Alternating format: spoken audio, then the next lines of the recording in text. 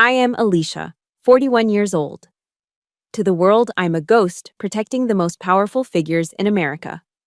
But to my own family, I am just a failed delivery driver. The breaking point was that evening at the lavish engagement party in Chevy Chase. The moment I walked in, my own sister, Kay, smirked and introduced me to her billionaire in-laws. This is Alicia. She drives a truck delivering meal prep kits. If you need anything shipped, just ask her. The whole room burst into laughter. My parents stood there, nodding along, their eyes filled with shame and pity as they looked at me. They didn't know that a Sig Sauer P229 was still warm under my jacket after protecting the Secretary of State just 30 minutes prior. They thought I was a bottom feeder needing charity. They had no idea that just one phone call later would make the most powerful man in that room tremble and bow his head to me.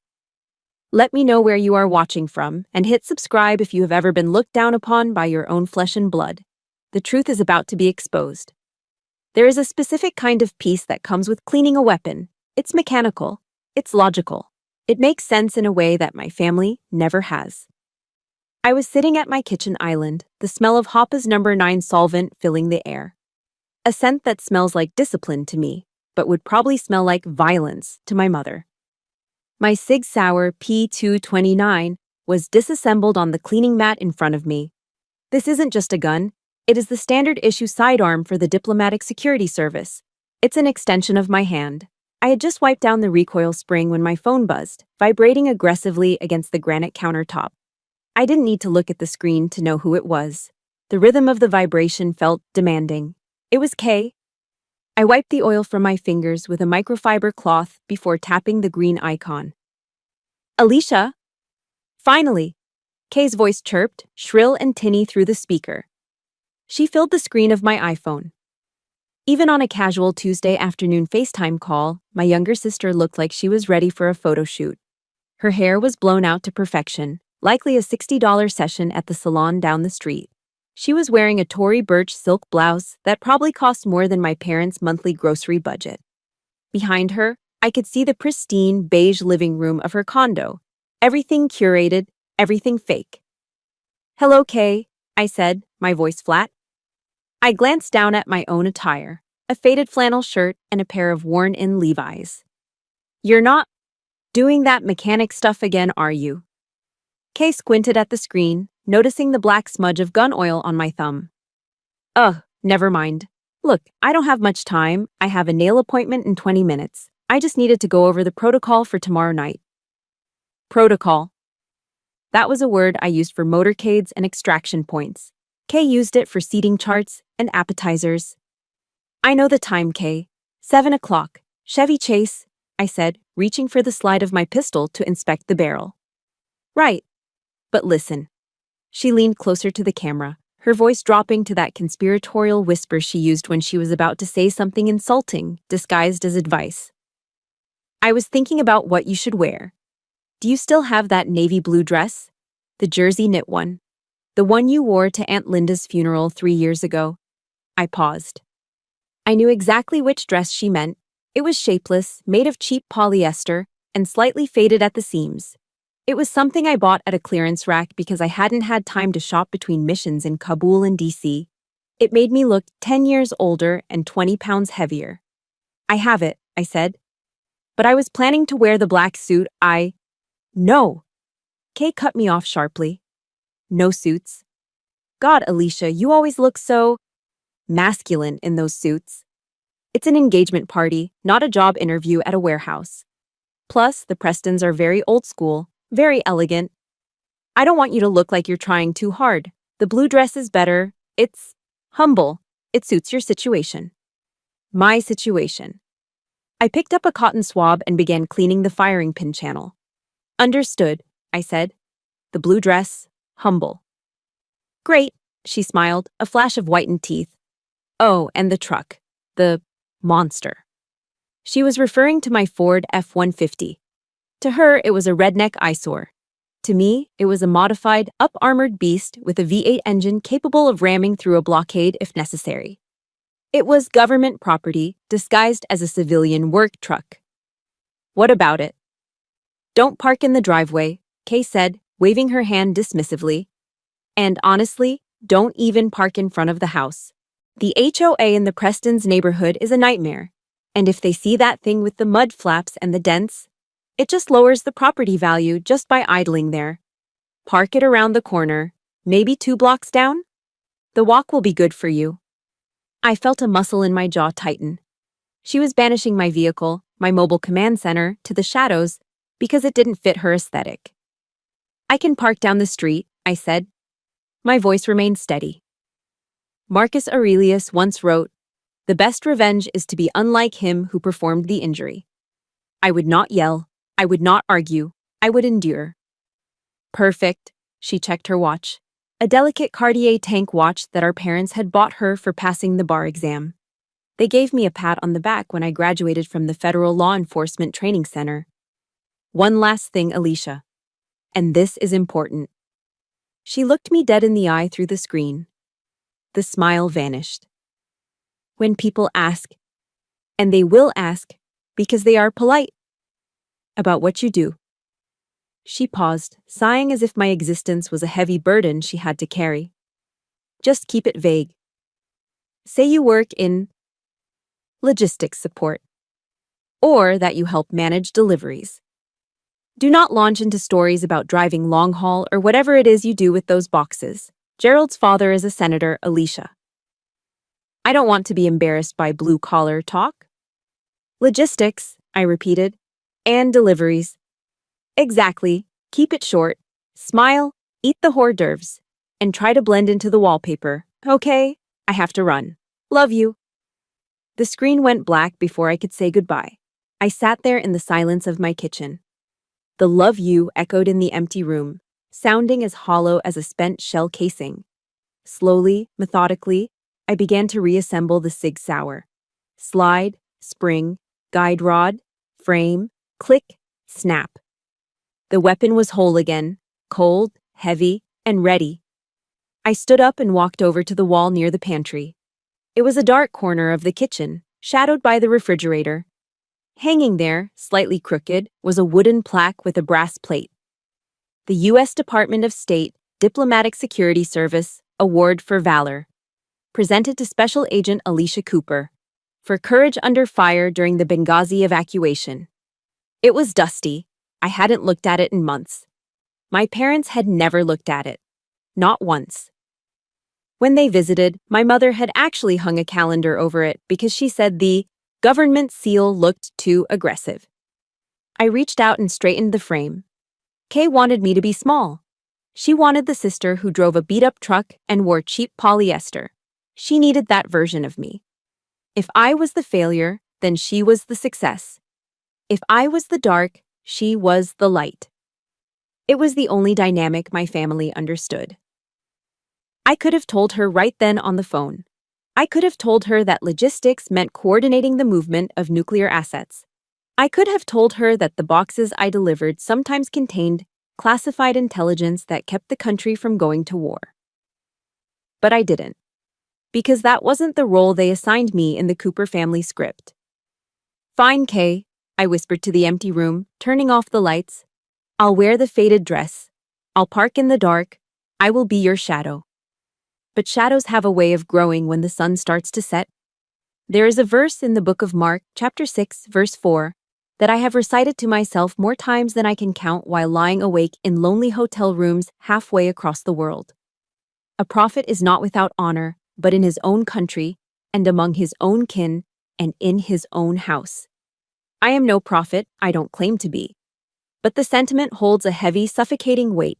It explains how I can be trusted with the life of a visiting prime minister on Monday and treated like a charity case by my mother on Tuesday.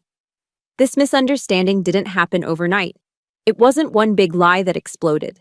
It was a slow, creeping erosion of the truth that started exactly 15 years ago. I remember the day clearly. It was a crisp Sunday in November. I had just driven back from Glencoe, Georgia, fresh out of the Federal Law Enforcement Training Center. I was 26, exhausted, but buzzing with an electric kind of pride. I had just earned my badge. I was officially a special agent with the Diplomatic Security Service. I walked into my parents' house, the same house in the suburbs with the manicured lawn and the American flag by the porch, bursting with news. My father was in his sanctuary, the living room. He was sunk deep into his leather recliner, a lukewarm beer on the coaster, his eyes glued to the oversized television screen. Sunday night football was on. The Dallas Cowboys were down by 3, and the tension in the room was thicker than the cigar smoke clinging to the curtains. "Dad," I said, standing in front of the TV, blocking the view of the line of scrimmage. "I did it. I passed. I'm an agent." He leaned to the left, trying to see around my hip. "Move, Alicia. They're in the red zone." "Dad, listen. I got the job. The State Department." He finally muted the TV, but he didn't look me in the eye. He looked at the remote in his hand. "State Department? That's government, right? Federal?" "Yes," I beamed, reaching into my pocket to pull out the leather wallet with the gold badge. "It's federal law enforcement. I'll be protecting—" "Does it have dental?" he interrupted, taking a sip of his beer. "And the pension? Is it the FERS system? You stick with that for 20 years, Alicia, and you'll be set. Good benefits. Safe. Boring, but safe." He didn't want to hear about the tactical driving course I had aced. He didn't care about the firearms training or the courses on counterterrorism. To him, I had just landed a desk job at the DMV that happened to come with a good 401k. "It's not boring, Dad. It's dangerous. I'm an agent," I tried to correct him. From the kitchen, Kay walked in. She was 24 then, just starting law school, already perfecting that shark-like smile. She saw the badge in my hand and didn't even blink. "An agent?" Kay laughed, popping a grape into her mouth. "Like 007. Please, Alicia, you barely passed gym class in high school." "Daddy, she's basically a security guard for the embassies. You know, checking IDs, opening gates for the ambassadors, like a glorified doorman." "I am not a doorman," I snapped. "I protect diplomats." "Right," Kay said, dismissing me with a wave of her hand as she sat on the arm of Dad's chair. "You run errands for them. You make sure their dry cleaning is safe. It's logistics, support staff." Dad unmuted the TV. The crowd roared. "Touchdown." "Well," Dad grunted, eyes back on the screen. "Just make sure you sign up for the life insurance. Can't be too careful if you're driving around DC traffic." That was the moment the seed was planted. Over the next decade and a half, Kay watered that seed with envy and malicious precision. She couldn't stand the idea that her older sister might be doing something cool or heroic while she was buried in contract law paperwork. So, she became my translator to the family. When I was deployed to Kabul to secure the embassy perimeter, Kay told the aunts and uncles, "Alicia is working overseas, some sort of government courier job. She delivers paperwork." When I was assigned to the Secretary of State's protective detail, traveling on Air Force 2, Kay told the neighbors, "She's in transportation now. She drives the vans for the government officials. You know, shuttling them around." And eventually, as the game of telephone warped the truth, driving the vans became driving a truck.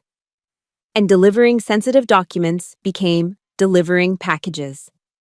By the time I was 35, in my parents' minds, I was essentially a glorified Uber Eats driver with a government clearance. It wasn't just words, it was actions. 3 months ago, I came home to find an envelope in my mailbox. It was a card from my mother. I opened it, expecting maybe a birthday check or a family newsletter. Instead, a frantic flutter of paper scraps fell onto my kitchen floor. I knelt down to pick them up. They were coupons, clipped from the Sunday newspaper. Subway, buy 1 6-inch sub, get 1 free. Arby's, 2 classic roast beef sandwiches for $6. Jiffy Lube, $10 off your next oil change. There was a sticky note attached to the Jiffy Lube coupon in my mother's handwriting. "Alicia, honey, I know you put a lot of miles on that truck of yours, and gas prices are so high right now. I thought these might help with lunch on the road. Don't be too proud to use them. Love, Mom." I stood there in my kitchen, holding a coupon for a roast beef sandwich, while my tactical vest sat on the chair next to me. They didn't do it because they were evil. My parents aren't villains in a comic book. They are just average. They are terrified of anything they don't understand, and they are obsessed with appearances. The truth is, their indifference hurts more than hate. Hate implies that I matter enough to provoke a reaction. Indifference tells me I am nothing but background noise. If you have ever felt like the black sheep because your family refuses to see your true worth, I need you to pause for a second. Press that like button right now. It's a small signal to the world that we exist. And tell me in the comments below, I am not who they say I am. Let's confuse the algorithm with the truth. I looked at those coupons and I finally understood the ecosystem of the Cooper family. For Kay to be the golden child, the successful, wealthy, brilliant lawyer, she needed a contrast. She needed someone to be below her. If I were a high-ranking federal agent protecting world leaders, I would be her equal. Or worse, I might overshadow her. My parents couldn't handle that. They needed the narrative to be simple. Kay is the success. Alicia is the struggle. That order kept them safe. That order kept them comfortable.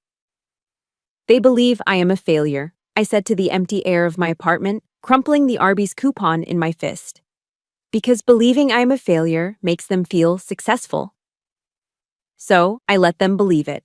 I let them have their comfort. I let them have their small, tidy little lies. But tomorrow, the lies were going to collide with my reality. Because while they thought I was driving a delivery truck, I was preparing to command a motorcade that would shut down the entire Capitol Beltway. And God help anyone who stood in my way. At 05 net hours, the tarmac at Dulles International Airport is a desolate, wind-swept expanse of gray concrete. The air smells of burnt jet fuel and freezing rain. It's a smell that triggers a specific physiological response in me. My heart rate slows down, my pupils dilate, and the world narrows into a grid of potential threats. I stood by the rear door of the armored SUV, my delivery truck, as my family calls it. But this morning, it wasn't carrying boxes. It was part of a 3-vehicle convoy waiting to receive a high-value asset. A foreign witness, vital to a federal trafficking case, was stepping off a C-130 transport plane. Perimeter is tight, Cooper, the voice crackled in my earpiece. It was Martinez, one of the Marines from the embassy security detail. We have eyes on all exits. I tapped my comms. Copy that. Keep the engine running. We move the second feet hit the ground. The ramp of the aircraft lowered with a mechanical whine. A gust of wind whipped my short hair across my face, but I didn't flinch. 6 Marines in full combat gear flanked the witness. They moved with a synchronized, lethal grace that you only see in men who have trusted each other with their lives. As they approached my vehicle, the lead Marine, a sergeant major with a jaw like granite, stopped in front of me. He didn't smile. He didn't need to. He gave me a sharp, respectful nod, a recognition of rank and capability. All yours, ma'am, he said, his voice cutting through the roar of the engines. Safe travels. Thank you, Sergeant. We'll take it from here. We loaded the witness. The door slammed shut with a heavy, reassuring thud of bulletproof steel. Jerry, my RSO, regional security officer, slapped the hood of the truck twice. He walked up to my window as I shifted the heavy vehicle into gear. Jerry is a man of few words, a Vietnam vet who has seen more combat than most action movie stars. Good work, Cooper, Jerry said, his eyes scanning the horizon one last time. That was a textbook extraction. You're the iron shield of this unit. I don't know what we'd do without you. The iron shield. I felt a warmth spread through my chest that had nothing to do with the car heater. Respect, competence, purpose. In this world, on this tarmac, I was essential. I was powerful. I guided the convoy out of the secure zone, watching the sunrise bleed orange over the Virginia skyline. My job was done. The adrenaline began to recede, leaving behind the dull ache in my lower back that comes from wearing a 20-pound tactical vest for 6 hours. I pulled into a lay-by to strip off the vest and secure my weapon in the lockbox. That was when my personal phone buzzed on the passenger seat. The screen lit up. Mom. I stared at it. The contrast was jarring. 1 minute I was Cooper, the Iron Shield. The next, I was Alicia, the daughter. I unlocked the phone. Alicia, honey, are you on your way back from your night shift? Since you have the big truck, can you stop by Costco? We need drinks for Kay's party tonight.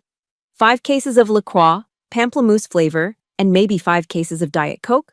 The 36-pack ones. It saves us the delivery fee and your truck has plenty of room. Thanks. I read the message twice. My truck.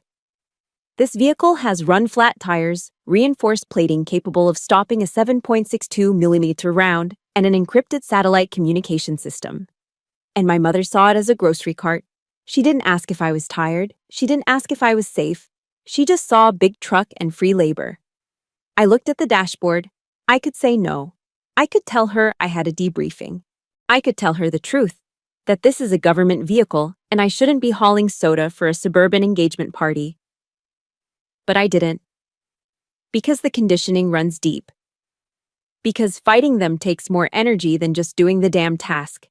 Copy that, I whispered to no one, putting the truck in drive. 40 minutes later, I was in the purgatory known as the Costco parking lot. I maneuvered the massive black SUV into a spot between a minivan covered in stick figure family decals and a sedan with a student driver bumper sticker. I stepped out, still wearing my tactical pants and heavy boots, though I had swapped my tactical shirt for the flannel one. People stared. I looked like I was ready to invade the rotisserie chicken aisle. Walking through the warehouse was a surreal experience. An hour ago, I was scanning for snipers. Now, I was scanning for the best price on sparkling water. I wrestled 5 cases of LaCroix and 5 cases of Diet Coke onto a flatbed cart. They were heavy, awkward. The physical exertion was nothing compared to training, but the mental weight was crushing. I paid with my own card. Mom always forgot to transfer the money until weeks later, and hauled the load back to the truck. By the time I pulled up to Kay's condo complex, the sun was high and bright. It was a nice place, gated, manicured hedges. The kind of place where people called the police if a car was parked on the street for too long. I backed into the driveway and texted Kay. I'm here. The front door opened. Kay stood there, wrapped in a silk robe, holding her hands up in the air like a surgeon scrubbing in for an operation. Oh, thank God, she called out, not stepping a foot outside. I just put on my second coat of polish. Ballet slippers pink. I literally can't touch anything for 20 minutes. I got out of the truck. The heat radiating off the asphalt hit me. Where do you want these? I asked, grabbing the first 2 cases of soda. My biceps strained against the flannel. Just bring them into the living room, she directed, waving a wet fingernail toward the open door. Stack them in the corner by the bar cart, but be careful. I walked past her, carrying 50 pounds of carbonated water. I smelled the chemical tang of acetone and expensive perfume. It replaced the smell of jet fuel in my nose. Careful, Kay shrieked as I stepped onto the entryway. I just had the hardwood floors refinished last week. Do not drag those boxes, Alicia. Lift them. If you scratch the oak, Gerald will have a heart attack. I stopped in the middle of her living room. My boots that had kicked down doors in training simulations, squeaked slightly on the pristine, polished wood. Sweat trickled down my spine. I've got it, Kay, I grunted, lowering the boxes slowly. Make sure they're straight, she added, leaning against the doorframe, blowing on her nails. And try not to track any dirt in. Your boots look dusty. Did you come from a construction site or something? I looked up at her. The airport, I said quietly. Ugh, the airport, she wrinkled her nose. So germy. You should probably wash your hands before you touch any of the food prep stuff later. I set the last case of Diet Coke down. Clunk. I'm the Iron Shield, I thought to myself, the words sounding bitter and distant now. Here, in this house, I wasn't a shield. I wasn't an agent. I was a mule. A mule with dirty boots who needed to be careful not to scratch the precious floor of the Golden Child. I stood up, wiping my hands on my jeans. Is that all? I asked. For now, Kay smiled, checking her reflection in the hallway mirror. Thanks, Alicia. You're a lifesaver. Honestly, paying for delivery is just such a scam when you have a truck, right? Right, I said. A scam. I walked out the door, back to my armored beast, feeling smaller than I ever did on the tarmac. The walk from where I parked my truck took exactly 12 minutes. Kay had been right about one thing. The neighborhood was pristine. It was Chevy Chase, Maryland, a place where wealth whispers rather than shouts. The streets were lined with ancient oak trees that formed a canopy over the road, blocking out the stars. The houses were set far back from the street, hidden behind wrought iron gates and manicured boxwood hedges. I walked along the sidewalk, the heels of my old shoes clicking unevenly on the pavement. The navy blue polyester dress Kay had insisted I wear felt heavy and suffocating against my skin. It didn't breathe.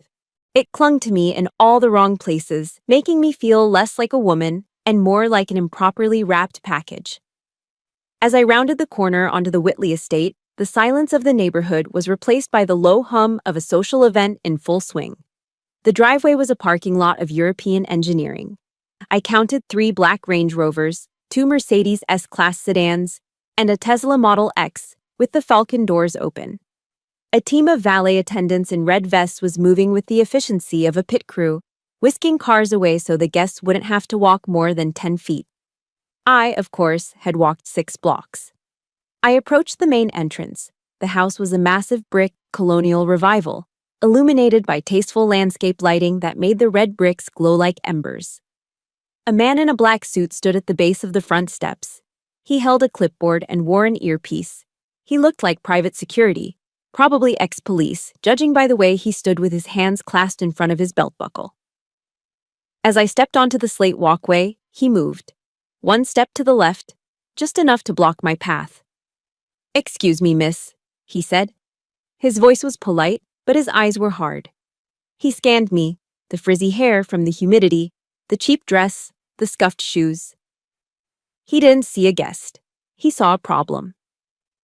"The service entrance is around the side," he said, pointing a thumb toward a dark path lined with garbage cans. "Catering staff needs to check in with the house manager at the kitchen door." I stopped. My hand instinctively twitched toward my hip, where my badge usually rested.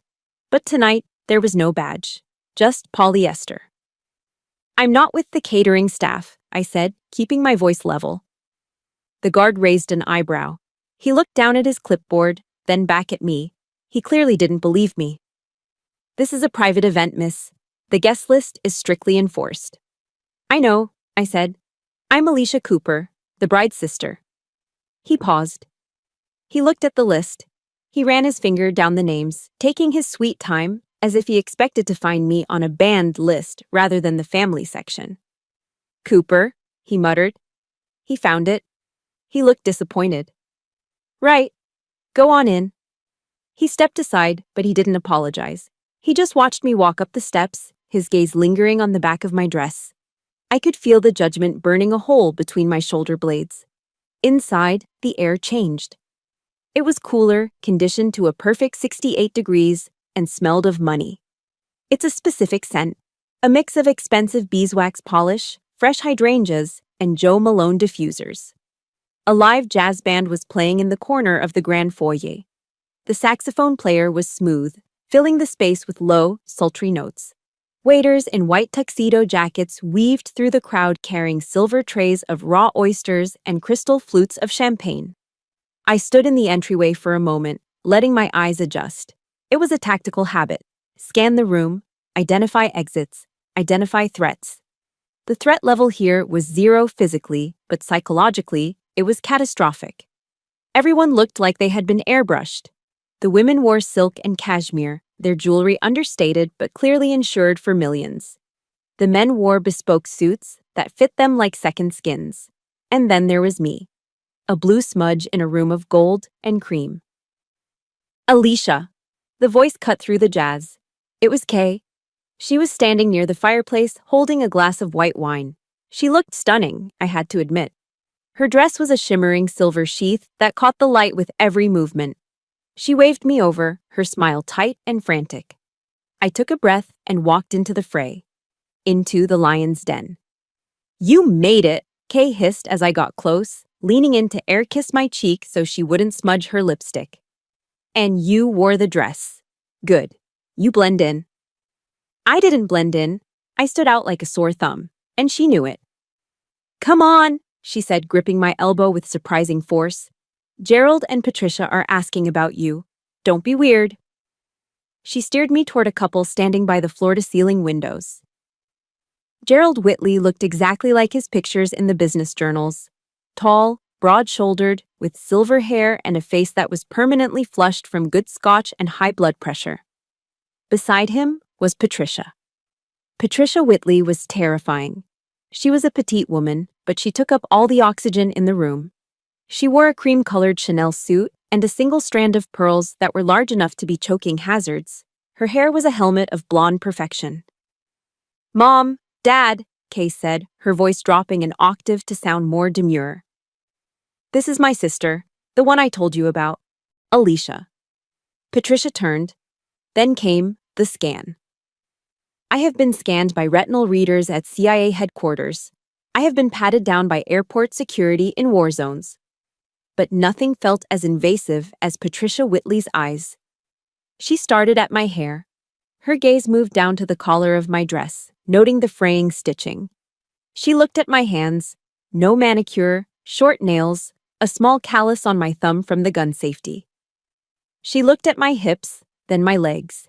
And then she stopped at my feet. I was wearing a pair of black pumps I had bought at DSW 5 years ago. The leather on the left toe was scuffed from driving. The heel on the right was slightly worn down. Patricia stared at that scuff mark for 3 seconds. In those 3 seconds, she calculated my entire net worth, my education level, and my social standing. And the result was deficient. She looked back up at my face.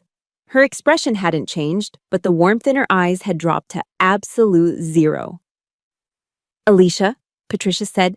Her voice was like dry ice. "We've heard so much about you." "It's nice to meet you, Mrs. Whitley," I said, extending my hand. She looked at my hand for a split second before taking it. Her handshake was limp, like she was afraid she might catch something. "Kay tells us you're quite the traveler," Gerald boomed, trying to fill the silence. "Driving all over the country. Must be interesting seeing the real America from the road." He spoke loudly, as if I were hard of hearing or slow to understand. "It has its moments," I said neutrally. "Alicia is very free-spirited," Kay interjected quickly, resting her head on Gerald's shoulder in a show of daughterly affection. "She doesn't like the corporate grind like we do. She prefers the open road. No bosses, no deadlines, no structure, just her and the boxes." "No structure?" I almost laughed. My life was defined by the strictest structure on the planet. Chain of command, rules of engagement, federal law. "Is that so?"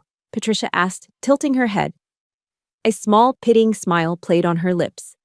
"I suppose that must be freeing. Not everyone is cut out for ambition, I suppose. Some people are just happier living simply." "Exactly," Kay said, squeezing Gerald's arm. "Alicia is all about the simple life." I stood there, surrounded by millionaires, holding a glass of water I didn't want, listening to them rewrite my life into a tragedy of wasted potential. "Well," Gerald said, clapping his hands together, "the world needs people to move things around, doesn't it? Essential services and all that." "Indeed," Patricia murmured, turning her attention back to a waiter passing with a tray of caviar blinis. "Someone has to do it." They turned away from me, the conversation effectively over. I'd been assessed, categorized as the help, and dismissed. I stood alone in the middle of the room, clutching my purse against the cheap polyester of my dress. My gun, usually a comforting weight against my ribs, was miles away in the lockbox of my truck. I felt naked without it. But the night wasn't over. The crowd was growing, and Kay's friends, the sharks in suits, were starting to circle. I could feel their eyes on me, sensing the weakness, smelling the blood in the water. The circle formed around me before I could escape. It was a predatory formation, one I had seen wolves use in nature documentaries, but here the predators were wearing Brooks Brothers suits and holding tumblers of single malt scotch. These were Kay's friends, the DC up-and-comers, corporate lawyers, lobbyists, and junior partners who measured their self-worth in billable hours and the horsepower of their leased BMWs. "So, you're the sister," said a man who had introduced himself as Brad. He was leaning against a marble pillar, swirling the ice in his glass. He had the kind of face that had never known a day of hardship. Smooth, tanned, and smug. Kay says you're in distribution. Something like that, I said, gripping my glass of sparkling water. I work in secure logistics. Logistics, Brad repeated, chuckling as he glanced at his friends. That's a fancy word for it. My cousin tells girls he's in petroleum transfer engineering when he pumps gas in New Jersey. The group erupted in laughter. It was a sharp, performative sound. No, but seriously, another guy chimed in, loosening his tie. It's the gig economy, right? Everyone is doing it. Freedom. Be your own boss. I respect the hustle. He didn't respect the hustle. His tone dripped with sarcasm. I'm curious, though, Brad continued, taking a step closer, invading my personal space. When you're driving those trucks, do you get to keep the stuff that people don't pick up? Like, if someone orders a meal kit and isn't home, do you just take it? Must save a fortune on groceries. Yeah, a woman in a red dress giggled. Do you eat the leftovers? Is that a perk of the job? My hand tightened around my glass. The crystal etched into my palm. I thought about the cargo I had transported that morning. A witness who had seen a cartel execution. If I had kept him, it would be kidnapping. The cargo I transport is strictly monitored, I said, my voice low. And it's not food. Sure, Brad winked. Whatever you say. Hey, does Uber Eats have a dental plan yet? Or is that still just a dream? More laughter. I felt the heat rising up my neck. Not from shame, but from a dark, simmering rage. I could dismantle Brad in 3 seconds. A strike to the solar plexus, a sweep of the leg. He would be on the floor gasping for air before his expensive scotch hit the rug. But I couldn't. I was in the blue polyester dress. I was Alicia the failure. Actually, a voice boomed from behind me. It was my father. For a split second, a foolish, childish part of me thought he was coming to save me, to tell these entitled brats to back off, to say, my daughter serves her country. I turned to look at him. He was holding a glass of red wine, his face flushed with the excitement of being near the elites. She's just stubborn, my father said, shaking his head with a theatrical sigh. He looked at Brad, desperate for approval, desperate to be part of the joke. We tried, didn't we, honey? He gestured to my mother, who was hovering nearby. We told her to go back to school, community college, get a nursing degree, something stable. But no, Alicia likes to drive. She likes looking at the scenery. My stomach dropped. He wasn't saving me. He was selling me out. He was using my humiliation as currency to buy his way into their conversation. Community college is a great option, the woman in red said, her voice dripping with false sympathy. It's very accessible. She wouldn't listen, my father continued, avoiding my eyes. Always had to do things the hard way. That's Alicia for you, a bit of a rough diamond, very rough. Dad, I said, the word coming out like a warning. What? He looked at me, feigning innocence. I'm just telling them the truth. You could have been a paralegal like Kay suggested. Air conditioning, a desk, but you prefer the open road. He made it sound like I was a hobo jumping on freight trains. My work requires a level of focus and judgment that most people wouldn't understand, I said, looking directly at Brad. My voice was steady, cutting through the laughter like a knife. One mistake in my line of work doesn't result in a paperwork error. It results in catastrophe. The circle went quiet for a beat. My tone had shifted.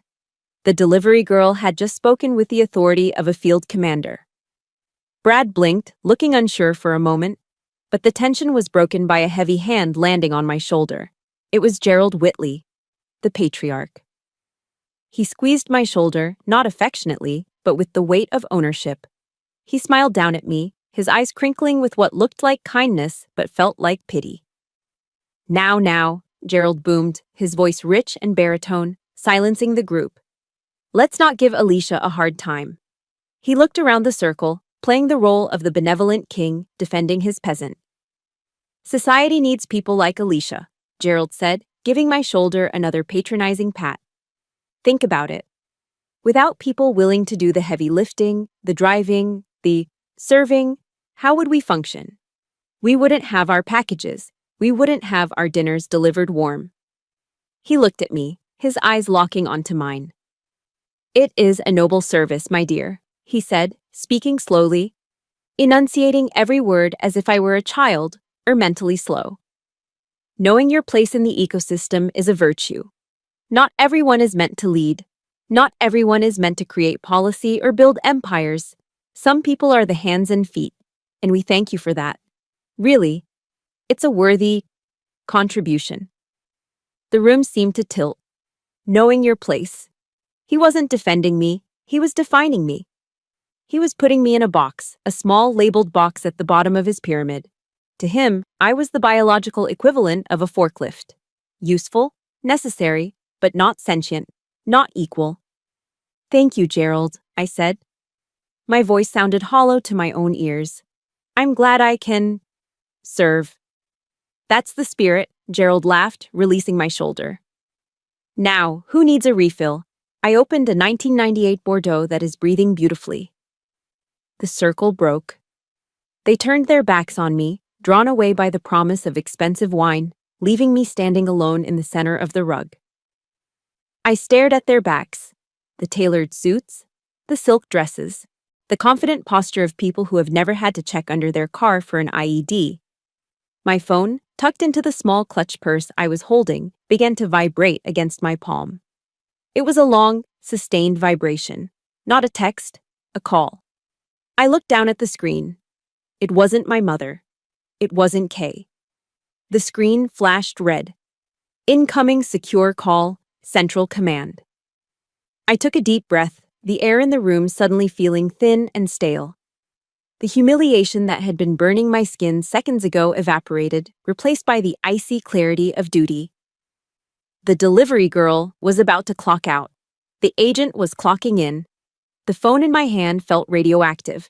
The screen pulsed red, a silent siren in the middle of the polite, murmuring crowd. Incoming secure call, Central Command. I didn't answer it immediately. Protocol dictated I move to a secure perimeter.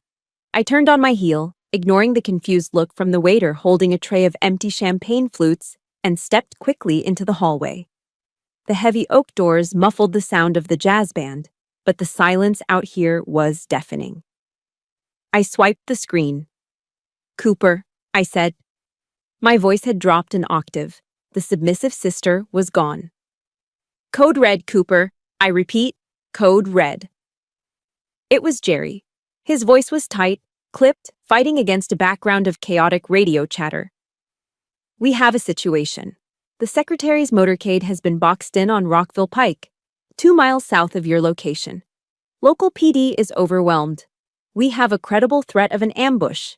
The lead vehicle is disabled. My blood ran cold. Rockville Pike. At this hour, it was a parking lot of commuters, a sitting duck scenario. Secretary Thomas, the man who held the nuclear codes for diplomatic relations, was trapped in a metal box surrounded by potential hostiles. Status of the asset? I asked, my eyes scanning the hallway for cameras. Asset is secure for now, but exposure is high. We need an extraction route and immediate fire support. You are the closest unit. What is your ETA? I looked down at my watch, then at my blue polyester dress, then at my scuffed shoes. I have the beast, I said, referring to my up-armored truck. I can be there in 4 minutes if I jump the median. Do it, Jerry barked. Get him out of there, Alicia. Bring him to the safe house. You are authorized to use lethal force. Go. The line went dead. 4 minutes. I shoved the phone back into my clutch. My heart was hammering against my ribs, a steady, rhythmic thud. Thump, thump, thump, thump. It wasn't fear. It was fuel. I needed to leave. Now. I turned back toward the main party room. The quickest way to the front door was through the crowd. I didn't have time to skirt around the service entrance. I pushed open the double doors. The room had quieted down. Gerald Whitley was standing by the fireplace, tapping a spoon against his crystal glass. Clink, clink, clink. He was preparing to make a toast. The guests were freezing in place, turning their attention to the patriarch. I moved. I didn't walk. I cut through the room with a stride that was too long, too purposeful for a party guest. I wasn't weaving through people. I was calculating trajectories. "Excuse me," I muttered, brushing past Kay's friend, Brad, nearly knocking the scotch out of his hand. He glared at me, but I was already gone. I made it to the edge of the foyer, 10 feet from the heavy front door, 10 feet from freedom, 10 feet from the mission. And then, she stepped in front of me. My mother. She materialized from the crowd like a blockade. In her right hand, she held a large silver cake knife. It was ornate, with a pearl handle, glinting under the crystal chandelier. Behind her, a waiter was wheeling out a 5-tier cake covered in white fondant and sugar flowers. "Alicia?" she whispered, her voice hissed through clenched teeth. She blocked my path physically. "Where do you think you are going? Gerald is about to speak." "I have to leave, Mom," I said. I didn't stop moving until I was inches from her face. "Right now, emergency." She didn't step aside. Instead, she raised the knife slightly, not as a weapon, but as a pointer, gesturing indignantly at the room. "Emergency?" she scoffed. Her eyes darted around to see if anyone was watching us. "What kind of emergency, Alicia? Did someone order a salad and forget the dressing? Did a box fall off the truck?" "Mom, move," I said. My tone was icy. It was the voice I used to order civilians to get down during a raid. But she wasn't a civilian. She was my mother, and she was immune to my authority. "You are not ruining this," she said, her voice rising. "Kay has worked for months on this night. We are about to cut the cake. It's tradition. You cannot leave before the cake is cut. It's social suicide." "I don't care about the cake," I said, my patience snapping like a dry twig. "I have to go." She stared at me, her face twisting into a mask of incredulity. She looked at my cheap dress, my desperate expression, and then she laughed. A short, cruel sound. "You can't wait 10 minutes?" she asked loudly. Heads began to turn. Gerald stopped tapping his glass. The room fell into an awkward silence. Is the customer that important? Are they starving? Is the world going to end if someone doesn't get their meal kit on time? I looked at her. I looked at the silver knife in her hand. It was a tool for celebration, for sweetness, and she was using it to cut me open. I thought about telling her. I thought about screaming, "I am going to save the Secretary of State from an assassination attempt." But I looked at their faces. Gerald's annoyed frown, Kay's mortified glare, the guests' amused smirks. They wouldn't believe me. They didn't want to believe me. They wanted the delivery driver. They wanted the failure. So I gave them what they wanted. I looked my mother dead in the eye. My face went blank. The mask of the ghost slid into place. "Yes, Mom," I said, my voice carrying across the silent room. "The customer is very hungry, and they get very angry when I'm late." My mother's jaw dropped slightly. She looked validated, yet disgusted. "Go then," she sneered, stepping aside and waving the knife toward the door as if banishing a stray dog. "Go do your job. Don't expect us to save you a piece." I didn't look back. I walked past her. I walked past the cake. I walked past Gerald, who was shaking his head in theatrical disappointment. As I pushed open the heavy front door, stepping out into the cool night air, I heard my mother's voice one last time. She wasn't whispering anymore. She was apologizing to the nearby guests, ensuring her social standing remained intact.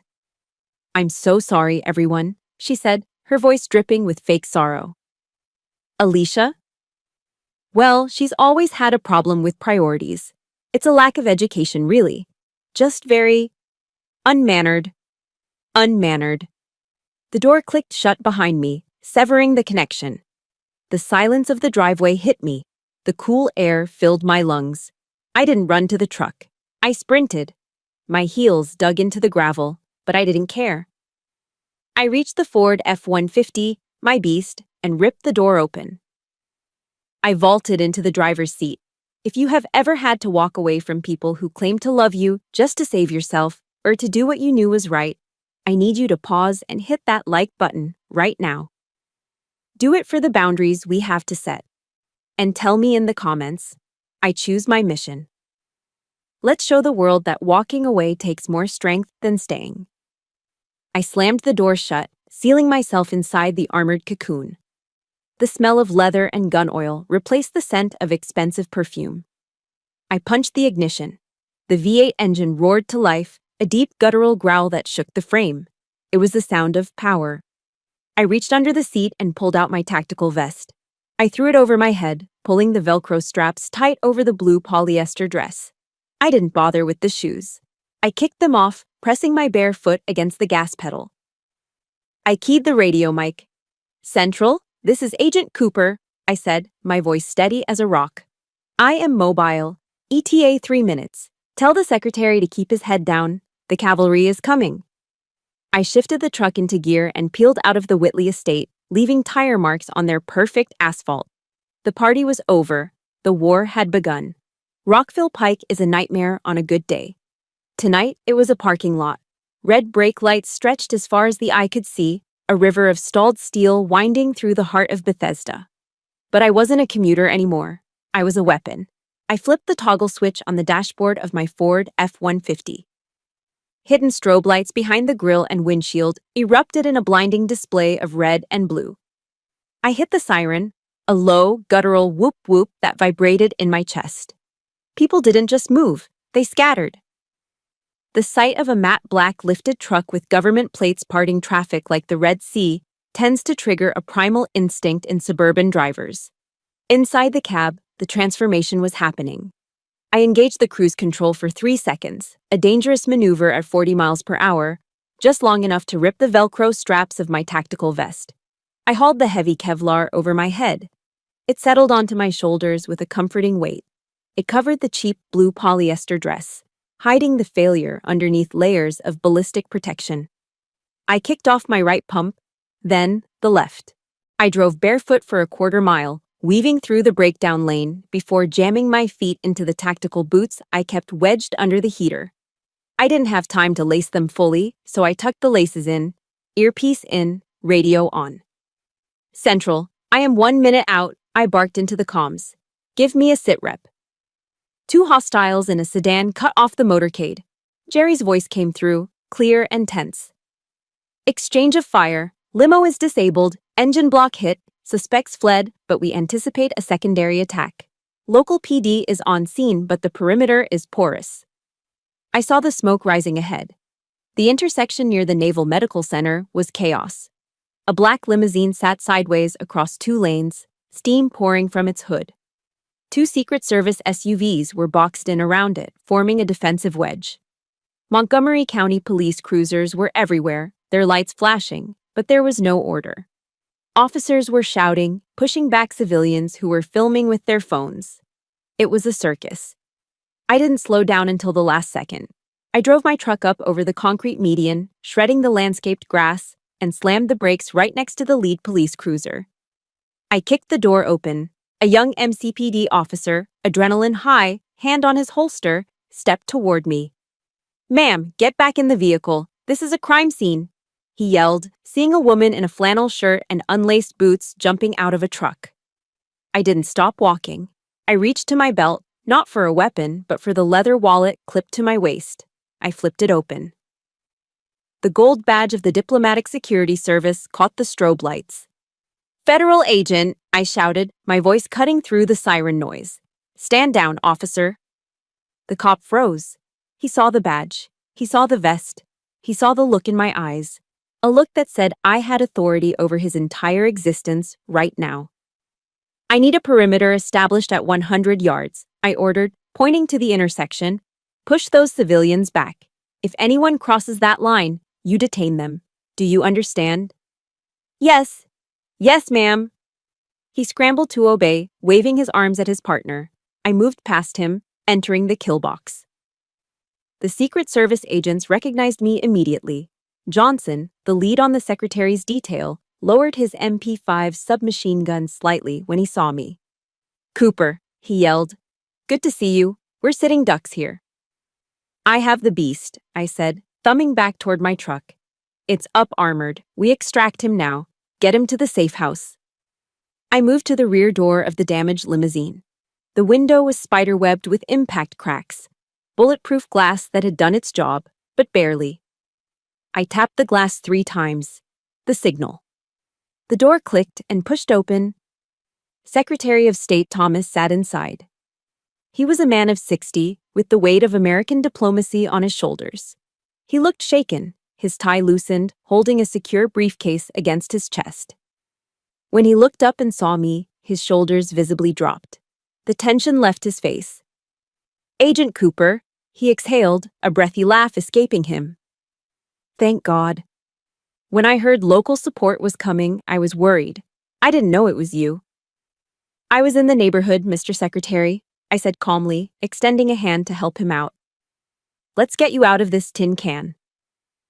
"I trust you," he said simply. He took my hand. Think about that. The man who negotiates treaties with hostile nations, the man who advises the president, trusted me with his life. He didn't care about my dress.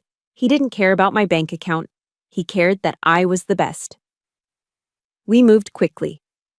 I shielded his body with mine, guiding him toward my truck. The Marines and Secret Service formed a phalanx around us. I opened the passenger door of my truck. "Get in. Keep your head down. Floorboard is reinforced." As I slammed the door shut, ensuring the third most powerful man in the executive branch was safe, my phone, which I had thrown onto the dashboard, lit up. It was right there at eye level. The screen was bright against the dark interior. A text message from Kay. I shouldn't have looked. But in the split second before I climbed into the driver's seat, my eyes caught the preview. "Kay, you are a disgrace to this family. Mom is crying in the bathroom because of you. Don't bother coming back. We don't want you here." I stared at the words. Disgrace. Behind me, sirens wailed. Beside me, the Secretary of State was waiting for me to drive him to safety. Around me, federal agents were following my lead. And on that screen, I was a disgrace because I didn't stay to eat cake. The irony was so sharp it felt like a physical blow. It was absurd. It was tragic. It was hilarious. "Agent Cooper," the secretary asked from the passenger seat, his voice low. "Is everything all right? We need to move." I looked at the phone one last time. I didn't delete the message. I wanted to keep it. I wanted to remember exactly what they thought of me while I was busy saving the world. I reached out and flipped the phone face down. "Everything is clear, Mr. Secretary," I said, my voice devoid of emotion. "We are moving." I stomped on the gas. The truck surged forward, pushing through the debris, leaving the chaos behind. But we needed a place to go. The safe house in McLean was compromised by the traffic. The embassy was too far. I needed a secure location, close by, with high walls and gated access. Somewhere off the grid for 20 minutes until the backup team could arrive with the helicopter. I ran the mental map of Chevy Chase. There was only one place that fit the criteria. I gripped the steering wheel tight. Fate, it seemed, had a very twisted sense of humor tonight. "Central," I radioed in. "I am diverting to a temporary secure location. Mark my coordinates." I turned the wheel hard to the left. We were going back to the party. "Mr. Secretary," I said, keeping my eyes on the rearview mirror where the smoke from his disabled limousine was still rising into the night sky. "We can't wait here on the shoulder. The extraction team is 10 minutes out, and this position is compromised. We need hard cover. Now." Secretary Thomas looked out the window at the gridlocked traffic of Rockville Pike. He was calm, but I saw his hand tightening on the handle of his secure briefcase. "Where do you suggest, Agent Cooper? The embassy is too far." "My sister's in-laws," I said, the words tasting like ash in my mouth. "The Whitley estate. It's 3 minutes from here. High brick walls, gated access, minimal sightlines from the street. It's the only viable safe house in this sector." He looked at me, then at my tactical vest, then at the determined set of my jaw. "Do it," he said. I spun the steering wheel hard to the left. The Ford F-150's tires screeched as I jumped the curb, bypassing a stalled intersection. 3 minutes later, I was barreling down the tree-lined streets of Chevy Chase again. I didn't slow down for the gate this time. It was open. Guests were leaving early, likely due to the disturbance I'd caused earlier. I drove the massive truck right up the center of the driveway, ignoring the frantic waves of the valet staff. I slammed on the brakes directly in front of the main entrance, parking diagonally across the steps. My truck blocked a Bentley and a Porsche, boxing them in. "Stay here," I instructed the secretary. "Keep your head down. Give me 30 seconds to clear the room and secure the perimeter." "Copy that," he nodded. I unlocked the door and stepped out. The air was still cool, smelling of expensive cologne and exhaust fumes. I placed my hand on the grip of my Sig Sauer P229, now openly holstered on my hip, and marched up the stairs. I didn't knock. I placed my boot against the heavy oak door and shoved it open. It swung inward with a heavy thud, crashing against the interior wall. The sound silenced the room instantly. The party had thinned out, but the core group was still there. Gerald, Patricia, Kay, my parents, and about 20 close friends were gathered in the foyer, nursing their drinks and dissecting the drama of my earlier exit. When I stepped into the light, I looked like an alien invasion. I was barefoot in tactical boots, wearing a Kevlar vest over a blue polyester dress, with a radio coil running up my neck and a federal firearm on my hip. But they didn't see an agent. They didn't see the gun. They were so blinded by their own narrative that they only saw the delivery girl who had ruined their night. Kay was the first to react. She broke away from a group of bridesmaids, her face contorted in a mask of pure, unadulterated rage. "You!" she shrieked, pointing a manicured finger at me. "You have the audacity to come back here after the scene you caused?" She marched toward me, stopping only because I held up a hand in a halt gesture.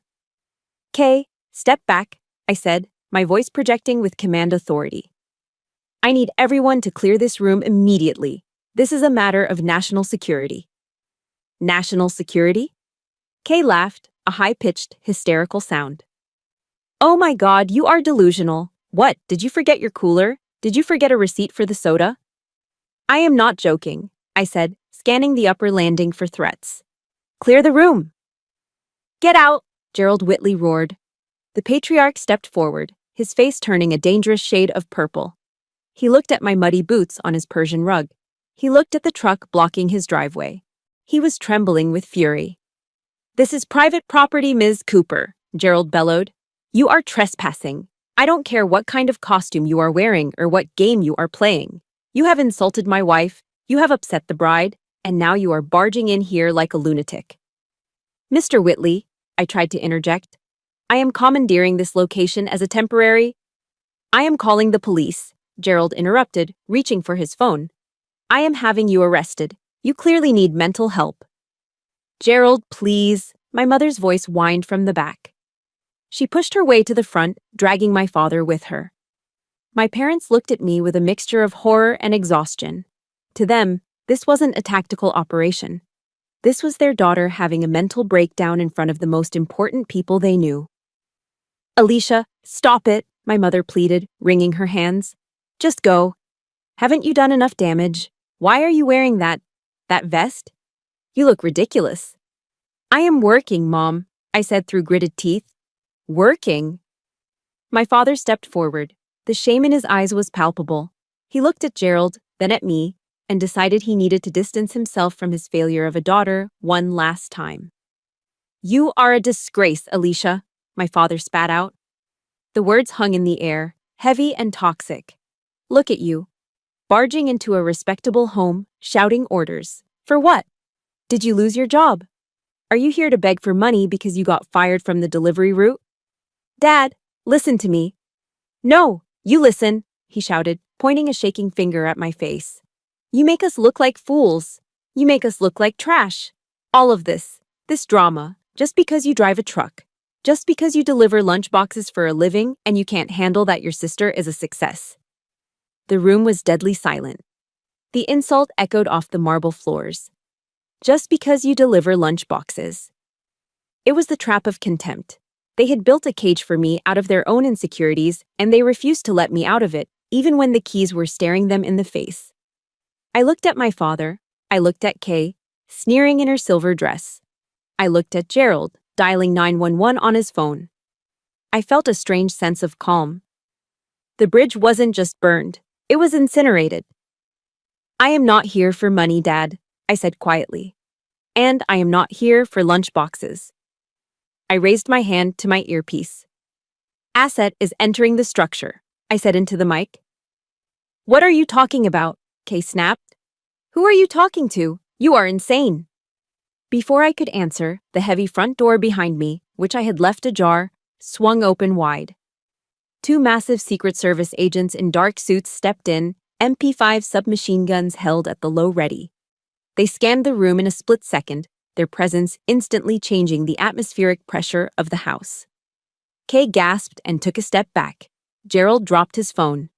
And then, stepping through the phalanx of agents, came the Secretary of State. He looked tired, disheveled, and smelled of smoke. But he was unmistakably Thomas J. Preston, the man whose face was on the news every night. He walked right up to me, ignoring everyone else in the room. Agent Cooper, the secretary said, his voice loud and clear in the stunned silence. Perimeter secure? I looked at my father, whose mouth was hanging open. I looked at Kay, whose face had gone pale as a ghost. Perimeter is secure, Mr. Secretary, I said. Welcome to the safe house. Perimeter is secure, Mr. Secretary, I said. The words hung in the air for exactly 1 second. Then, the world turned inside out. The heavy oak front door didn't just open, it was breached. Two large men in dark, ill-fitting suits burst through the gap I had left. They moved with the terrifying speed of a tactical entry team. They didn't look like party guests. They looked like sledgehammers. Federal agents, hands! Show us your hands! The shout was deafening, bouncing off the marble floors and high ceilings of the Whitley foyer. The lead agent, a man I knew as Johnson, swept the room with the muzzle of his MP5 submachine gun. He wasn't aiming at anyone specific, but the threat was universal. Make a hole, clear the center, Johnson barked. Panic is a funny thing. It strips away the veneer of civilization instantly. The wealthy guests, CEOs, lawyers, socialites, didn't argue about property rights anymore. They scrambled. They dropped their crystal glasses. They backed up against the silk wallpapered walls, hands trembling in the air, terrified that this was a robbery or a raid. Gerald Whitley, who seconds ago had been threatening to have me arrested, stumbled backward, knocking over a pedestal table. His face went from purple to chalk white. What is this? He stammered, holding his hands up, palms open. I didn't move. I stood in the center of the chaos, barefoot in my boots, watching the Red Sea part. And then, he walked in. Secretary of State Thomas J. Preston stepped through the doorway. He looked exactly like he did on CNN, only realer. He was 62, with silver hair and the kind of gravitas that you can't buy, no matter how rich you are. His suit jacket was dusty from the explosion on the highway, and his tie was askew, but his presence was undeniable. He carried the weight of the United States government in his stride. The room went silent. A vacuum-sealed silence. Gerald Whitley froze. He blinked. He squinted. He was a man who donated heavily to political campaigns. He knew faces. He knew power. He looked at the man standing in his hallway. He looked at the Secret Service detail flanking him. Mr. Secretary, Gerald whispered. The arrogance drained out of him like water from a broken dam. Gerald was holding a glass of 1998 Bordeaux in his right hand. As the realization hit his brain that the third most powerful man in America was standing in his foyer, his fingers simply stopped working. Smash. The crystal goblet hit the pristine white Persian rug. The sound was like a gunshot in the silence. The dark red wine exploded outward, staining the white wool like a fresh crime scene. Gerald didn't even look down. He couldn't take his eyes off the secretary. Secretary Thomas didn't look at Gerald. He didn't look at Kay, who was standing with her mouth open, her face a mask of confusion and horror. He didn't look at my parents, who were pressed against the wall like frightened children. He walked straight to me. He stopped 2 feet away. He looked at my Kevlar vest, my radio coil, and the sweat on my forehead. Then, in front of everyone, he reached out and placed a firm, fatherly hand on my shoulder. It was a gesture of immense respect. Cooper, the secretary said. His voice was warm, tired, but loud enough for the back row to hear. You did it again. That was a hell of a call on the extraction route. If we had stayed on the pike for 2 more minutes, well, I don't think we'd be having this conversation. Just doing the job, sir, I said, keeping my posture rigid. The safe house was the only viable option. The safe house, he chuckled, glancing around the opulent foyer. It's certainly comfortable, better than the embassy bunker. He squeezed my shoulder one last time, a signal of camaraderie that no amount of money could buy, and turned to face the room. He locked eyes with Gerald Whitley. Gerald looked like he was about to faint. He tried to speak, but only a squeak came out. Mr. Whitley, I presume? Secretary Thomas asked, stepping forward with his hand extended. The Secret Service agents lowered their weapons slightly, but kept their eyes scanning the guests. Yes, Gerald managed to choke out. Yes, Mr. Secretary. I am honored. We didn't. I must apologize for the intrusion, the secretary said, shaking Gerald's limp hand. My motorcade was ambushed on Rockville Pike. We took heavy fire. My lead vehicle was disabled. Gasps rippled through the room. Ambush, heavy fire, these were words from the news, not words for a Chevy Chase cocktail party. It was a critical situation, the secretary continued, his voice smooth and diplomatic. Fortunately, my lead security element took decisive action. She commandeered your residence as a temporary hardened location until the support team arrives. He turned back and gestured to me with an open palm. You should be incredibly proud, Mr. Whitley, the secretary said, smiling at the room. I was told this is your daughter-in-law's sister. It is rare to see such instinct in the field. He looked at my parents. My father was leaning against the wall, his face gray. My mother was staring at the gun on my hip as if it were a venomous snake. Agent Alicia Cooper is one of the finest assets the Diplomatic Security Service has, the secretary announced.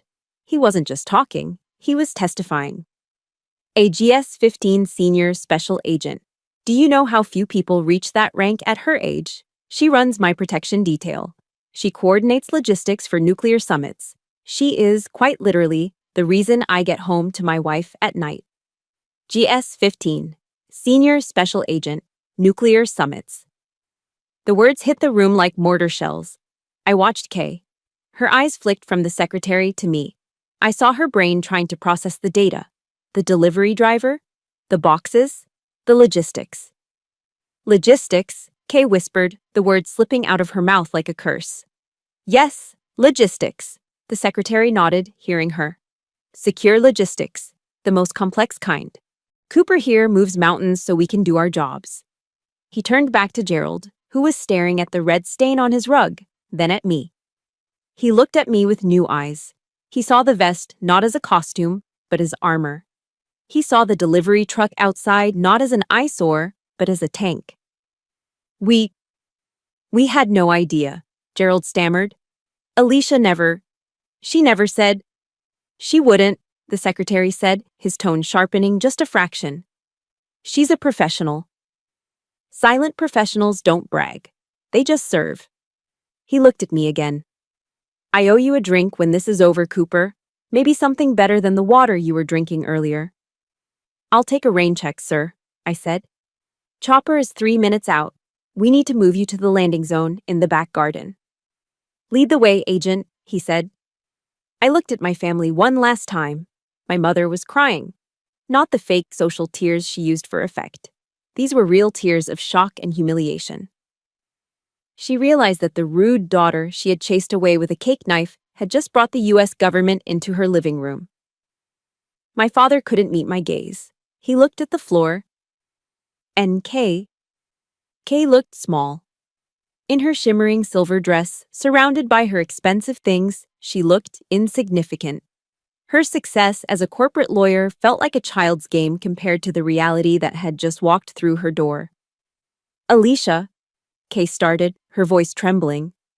I didn't answer. I didn't smile. I didn't gloat. I just tapped my earpiece. Johnson, take point, I ordered. Secure the back garden. We are moving the asset. Copy that, boss, Johnson replied loud and clear. Boss. I turned my back on them. I turned my back on the spilled wine, the shocked faces, and the years of being the failure. I walked the Secretary of State through the kitchen where I had been told to use the service entrance just an hour ago. But this time, I wasn't carrying soda. I was carrying the weight of the world, and I had never felt lighter. The extraction was textbook perfect. Within 12 minutes, a secondary convoy of black SUVs had swarmed the driveway of the Whitley estate. A distinct, rhythmic thumping filled the air as a medevac helicopter loitered overhead, its searchlight cutting through the darkness of the Chevy Chase night. I stood by the open door of the lead vehicle, watching Secretary Thomas climb inside. Before the door closed, he looked back at me one last time and gave a sharp salute. "Get some rest, Cooper," he said. "That's an order." "Yes, sir," I replied, returning the salute. The heavy door slammed shut. The convoy peeled out, tires crunching over the gravel, red and blue lights reflecting off the terrified faces of the neighbors who had gathered at their windows. And then, silence returned. It wasn't the polite, murmuring silence of a cocktail party. It was the heavy, suffocating silence of a courtroom after a guilty verdict has been read. I stood alone on the driveway, the adrenaline beginning to drain from my system, leaving behind a cold, crystal-clear clarity. I turned around. They were all standing there by the front steps. My parents, Kay, Gerald, and Patricia. They looked like statues in a museum of regrets. Gerald Whitley was the first to move. The bluster, the arrogance, the booming voice of the patriarch, it was all gone. In its place was the trembling anxiety of a man who realized he had just threatened a federal officer with arrest in front of her boss. He walked toward me, his hands clasped together as if in prayer. He didn't look at my face, he looked at the badge on my belt. "Ms. Cooper?" "Ah, madam," Gerald stammered. He actually used the word, madam. I want to offer my sincerest apologies. Truly. There was a terrible misunderstanding tonight." He reached out a hand, then pulled it back, unsure if he was allowed to touch me. "We had no idea of your position," he continued, wiping sweat from his forehead with a silk handkerchief. "If we had known, obviously, the hospitality would have been different. I hope you won't hold my earlier outbursts against the family. It was just the stress of the evening." I looked at him. I saw the fear in his eyes. Fear of audits, fear of political fallout, fear of losing his social standing. "It wasn't a misunderstanding, Mr. Whitley," I said. My voice was quiet, calm, and utterly indifferent. "It was a revelation." "Please," he begged, forcing a smile that looked like a grimace. "Let's go inside. Let's open a bottle of the good vintage. Patricia can have the chef prepare something. We should celebrate your heroism." I didn't answer him. I looked past him to my parents. My mother was dabbing her eyes with a cocktail napkin. My father was staring at his shoes, unable to lift his head. "Why didn't you say anything?" my mother choked out, her voice shrill with accusation and embarrassment. "Alicia, why?" We thought you were struggling. We sent you coupons. We worried about you." She looked up at me, her eyes pleading for me to accept her narrative, to accept that her cruelty was actually misguided love. "We just wanted you to be safe," she sobbed. "We thought you were driving a truck because you had no other options. Why let us believe that?" I felt a ghost of a smile touch my lips.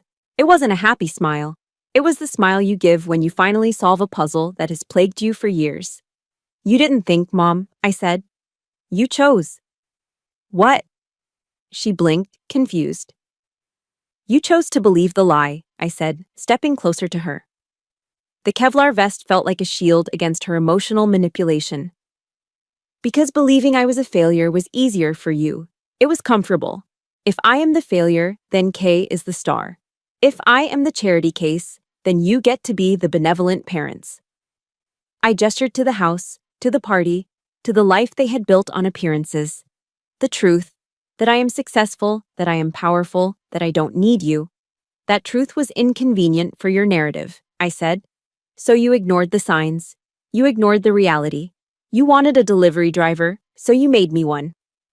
My father looked up then. His eyes were red. Alicia, we are your parents. Biologically, yes, I nodded. But tonight, you made it very clear that I am also a disgrace and unmannered. I believe those were your words, Dad. He flinched as if I had slapped him. Finally, I turned to Kay. She was standing slightly behind Gerald, her silver dress looking wrinkled, her makeup smudged. The golden child had lost her shine. She looked at me with a mixture of jealousy and fear. For the first time in her life, she was the small one. You ruined my engagement party, Kay whispered, petulant to the end. No, Kay, I said softly. I saved your engagement party from being a crime scene, but honestly, I don't care. I looked at the ring on her finger, a big, heavy diamond paid for by a man who was currently terrified of her sister. Congratulations on the engagement, I said. I really hope your fiancé loves the truth more than he loves the fiction you spin. Because eventually the stories we tell about ourselves fall apart. I turned away. Alicia, wait, my mother called out. Where are you going? Stay, we can fix this. I didn't stop. I walked to my truck. The Ford F-150 sat there, rumbling quietly, a beast among the luxury sedans. It was scarred, dusty, and utilitarian. It was exactly like me. I climbed into the driver's seat. The leather was cool. The cab smelled of safety. I pulled my phone out to set the GPS. Ding! A notification slid down the screen. Bank of America. Direct deposit received. USDPT of state. Treasury amount, 15,000. Memo. Hazard pay, onesies code, red bonus. I stared at the number. $15,000 for 30 minutes of work. More than Kay made in 2 months of filing briefs. More than the value of all the coupons my mother had ever clipped in her life. I didn't feel arrogant. I didn't feel the need to run back inside and show them the screen. The validation didn't come from them anymore. It came from the work. It came from the mission. It came from me. I connected my phone to the Bluetooth speakers. I scrolled through my playlist until I found the only song that fit the moment. The opening piano chords of Frank Sinatra's My Way filled the cabin. And now, the end is near. And so I face the final curtain. I looked in the rearview mirror one last time. I saw them standing there, a huddled group of people shrinking in the distance, trapped in their golden cage of expectations and lies. I put the truck in gear. I've lived a life that's full. I traveled each and every highway. I pressed the gas. The truck surged forward, leaving the Whitley estate behind. I drove through the open gate, past the oak trees, and turned onto the main road. The highway stretched out before me, empty and dark, illuminated only by my headlights. But in the distance, on the horizon, the faintest hint of dawn was breaking. I wasn't their daughter anymore. I wasn't the sister. I wasn't the delivery girl. I rolled down the window, letting the cold wind hit my face, washing away the scent of stale perfume and old regrets. I was Agent Alicia Cooper. And I had a long drive ahead. I did it my way. If there is one truth I want you to take from my story, it is this. You cannot force people to respect you, especially when their disrespect serves their own ego. For years, I tried to shrink myself to fit into my family's small box. But I learned that a diamond doesn't stop having value just because it's hidden in the dark. The most expensive currency you can ever pay is your own peace of mind just to make others comfortable. Stop explaining yourself to people who are committed to misunderstanding you. Your worth is not defined by their validation. Sometimes the bravest thing you can do is simply walk away and succeed in silence. If my journey sparked a fire in you today, please hit that like button. It helps us find other black sheep who need to hear this message. I want to hear your story in the comments. Have you ever had to hide your true self just to keep the peace in your family? Or have you finally found the courage to drive away like I did? Type, I choose my way below to declare your freedom today. And don't forget to subscribe and turn on notifications so you never miss a story of justice and redemption. Until next time, stay strong and keep driving.